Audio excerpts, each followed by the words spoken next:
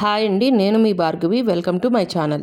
ఈరోజు మనం చూడబోయే రెసిపీ మష్రూమ్స్ పలావ్. ఎప్పుడు చూడు నాన్ వెజ్ రెసిపీసే పోస్ట్ చేస్తున్నావు, వెజ్ గురించి కూడా ఆలోచించవచ్చు కదా అని మా ఫ్రెండ్ ఒక అమ్మాయి అడిగింది. అందుకే ఈసారి నుంచి నా లాంగ్ వీడియోస్ లో veg plus non veg videos కూడా అప్లోడ్ చేస్తాను. మా ఛానల్ ని ఫస్ట్ టైం చూసే వాళ్ళైతే సబ్స్క్రైబ్ చేసుకోవడం మర్చిపోవద్దు. సో లేట్ చేయకుండా ప్రాసెస్ లోకి అయితే వెళ్ళిపోదాం. నేను ఈ మష్రూమ్ పలావ్ ఒక ఫ్యామిలీకి సరిపడా చేస్తున్నాను. సో 2.5 కప్స్ మీకు నచ్చిన రైస్ తీసుకోండి. నేనైతే చిట్టి ముత్యాల రైస్ తీసుకున్నాను. రైస్ని శుభ్రంగా వాష్ చేసుకొని నానబెట్టుకోండి ఒక 1 అవర్. తర్వాత పలావ్కి సరిపడా గరం మసాలా దినుసులన్నీ పక్కన పెట్టుకోండి, వీడియోలో చూపిస్తున్నట్టుగా. కావాలంటే రిఫరెన్స్ కోసం స్క్రీన్ షాట్ తీసుకోండి. పలావ్కి సరిపడా బాండి స్టవ్ మీద పెట్టుకొని సిమ్లో మసాలా దినుసులన్నీ వేయించేసేయండి. స్పైసీనెస్కి సరిపడా చిల్లీస్ కూడా వేసుకోవాలి. నేనైతే 2 వేసుకున్నాను, మీకు ఇంకా స్పైసీగా కావాలంటే 4 వరకు కూడా వేసుకోవచ్చు.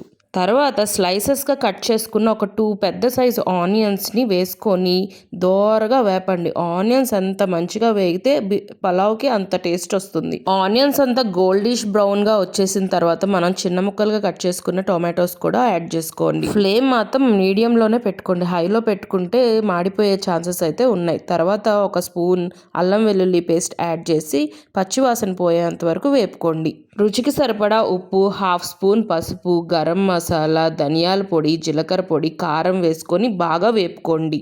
తర్వాత గుప్పెడు పుదీనా, కొత్తిమీర ముక్కలు కూడా వేసేసుకోండి. తర్వాత ఒక చిన్న గ్లాసుడు పెరుగు వేసి బాగా కలుపుకోండి. పెరుగు వేయటం వల్ల మష్రూమ్ ముక్కలు కూడా చాలా సాఫ్ట్గా అయిపోతాయి ఫాస్ట్గా. పెరుగుతో పాటుగా మష్రూమ్స్ని కూడా స్లైసెస్గా కట్ చేసుకొని అవి కూడా మిక్స్ చేసి ఒక 2 మినిట్స్ మగ్గనివ్వండి సిమ్లోనే. తర్వాత ముందుగానే నానబెట్టుకున్నాం కదా ఆ రైస్ దీంట్లో వేసి లైట్గా వేపండి, ఎందుకంటే దాంట్లో ఉన్న టేస్ట్ మొత్తం కూడా రైస్కి పడుతుంది. తర్వాత 2.5 కప్స్ సరిపడా వాటర్ అంటే 5 కప్స్ వాటర్ నేనైతే యాడ్ చేశాను. మీరు కుక్కర్లో కనుక పెట్టేటట్టయితే 4.5 కప్స్ సరిపోతుంది.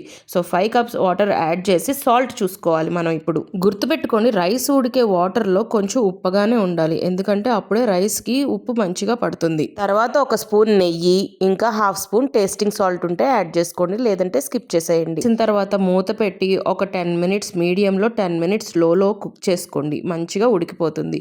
ఒక్కసారి మూత ఓపెన్ చేసి చూడండి. ఇన్ కేస్ కుక్ అవ్వకపోతే ఇంకొక 5 మినిట్స్ సిమ్లో పెట్టుకోండి, చాలు, సరిపోతుంది. చూసారా ఎంత ఈజీయో మష్రూమ్స్ పలావ్. సో మీరు కూడా ట్రై చేసేయండి. ఎలా వచ్చిందో నాకు కమెంట్ చేసేయండి, లైక్ చేసి మీ ఫేవరెట్ పర్సన్స్కి షేర్ చేసేయండి. ఇంకా మీకు ఏమైనా రెసిపీస్ కావాలంటే నాకు కమెంట్ చేసేయండి, నేను త్వరలో ఆ రెసిపీస్ కూడా నేను షేర్ చేసేస్తాను. అంతవరకు సెలవు, bye bye. Thanks for watching.